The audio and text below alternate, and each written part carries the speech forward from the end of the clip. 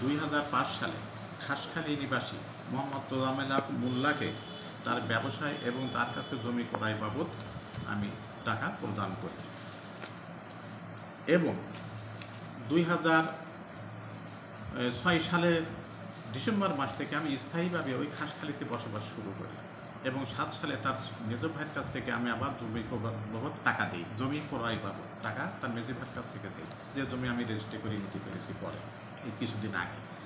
আর তার ছেলে আনিসুরও তখন আমার কাছে জমি ক্রয় বাবদ টাকা গ্রহণ করে। শুধু আনিসুর নাই, তার মৃত চাচা এই সিরাজুল মোল্লার শালার ছেলে মুমতাজ এবং জিয়াও ওই সময় 6 বিঘে জমির টাকা আমার কাছ থেকে নেয়। শুধু ছোড়া না, সেখানে সাদের মোল্লা, শামীম মোল্লা, আব্দুল আজিজ মোল্লা এরাও আমার কাছে জমি বিক্রয় করে, যার অধিকাংশ জমি আমি অনেকের ছোটোখাটো জমিগুলো রেজিস্ট্রি করা সম্ভব হয়েছে। এরা বিভিন্ন তাল বাহানায় পরে জমি রেজিস্ট্রি করে দেয়নি। আর একটা সমস্যা ছিল যে আমি তখন বৈশাখ থাকতাম, আমার পোস্টিং ছিল ঢাকায়। পরবর্তীকালে এসে আমি ট্রান্সফার হয়ে যশোরে আসার পরে আমি নাভারণে বসবাস করতাম, থেকে বেনাপোলে আমি আমার কর্মস্থলে কাজ করতাম।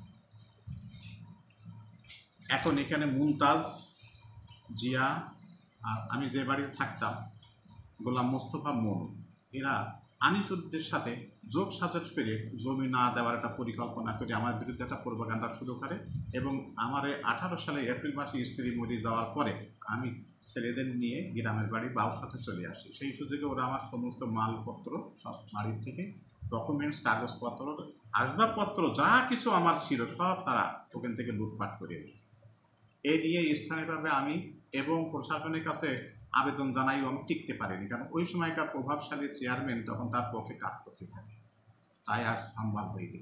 আমি বইটি দূরে এগোতে পারিনি। যে সালিশ বসানো হয়েছিল সালিশেও আমি পাত্তা পাইনি। এরই পরিপ্রেক্ষিতে যেহেতু আমার কাছে কোনো ডকুমেন্টস আর নাই, সই করা স্বাক্ষর করা যেসব টাকা পয়সা দেওয়া আছে তারই পরে ভিত্তি করে 22 সালে তারা আমার জমির উপরে আবার তখন হামলা করে আনিসুর।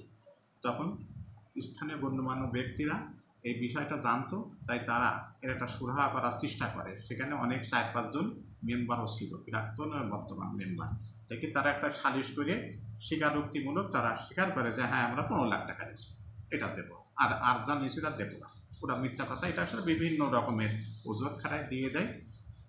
ওই 15 লাখ টাকা ভিতরে তারা 9 লাখ টাকা দিয়েছে আর 6 লাখ টাকা দিয়ে থাকতে হবে। এখন পট পরিবর্তনের ফলে তারা আমাদের পরে হুমকি ধামকি দিচ্ছে, মৃত্যু হুমকি দিচ্ছে এবং বিভিন্ন রকমের নির্যাতনমূলক ব্যবস্থাটি কাজকলাপ তারা করতেছে। তাই এই মুহূর্তে এরা দরকার, এই মুহূর্তে বর্তমান পরিস্থিতিতে তাই আমি নিজের নিরাপত্তা এবং সন্তানদের নিরাপত্তা নিশ্চিত করার জন্য প্রশাসনের কাছে আমি যাতে আমার এই টাকা পয়সা ফেরত পেতে পারি এবং আমি তাদের এই হুমকি ধামকির হাত থেকে নিস্তার পেতে পারি, তার সুব্যবস্থা গ্রহণ করে করার জন্য অনুরোধ জানাচ্ছি। কিনে আছে টাকা দিয়ে আমি নিজে হাতে জানি, যেটা দিল মুসলিম ভাই টাকা দিয়েছে একবার, মুমতাজের দিল হচ্ছে 3 লক্ষ, মুমতাজের ভাই জিয়ার দিল হচ্ছে 3 লক্ষ। দেওয়ার পরে মাছ বাজারটা আমি আবার 30,000, মুসলিম ভাই টাকা লাগবে 30,000 নিয়ে আসলাম, বুঝলেন? এইভাবে দিতে 11 লাখ কত হাজার হয়েছে। ঠিক আছে, জমিতে 70 বছর চাষ করছে, এদিন নিয়ে নিল জমি। কে নিয়ে নিয়েছে? মুমতাজার জমি সেটি, জমিতে রেস্টই নেই। কে নিয়েছে? কে নাম? কি মুমতাজ।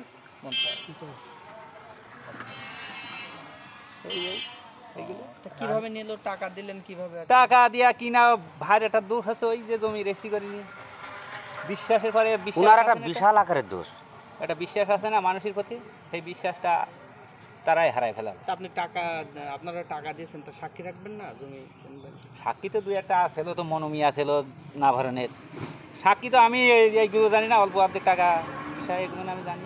কিন্তু ইসলামে তো লেখা আছে দেখছি 15 লক্ষ টাকা, আপনি বলছেন 12 লক্ষ টাকা। 15 লক্ষ আমি যে বন্ধু জানি, এগুলো মনুর সাথে একসাথে যেগুলো লিখে দেবো, বুঝলেন? আমি যেগুলো জানি, আমি ওই সত্য ছাড়া মিথ্যের কোনো আশ্রয় নিতে চাই না, যেখানেই যাবে। আচ্ছা, এখন টাকা পাওয়া যাবে কত? সবই পাবে, 1 টাকাও ঠিক আছে।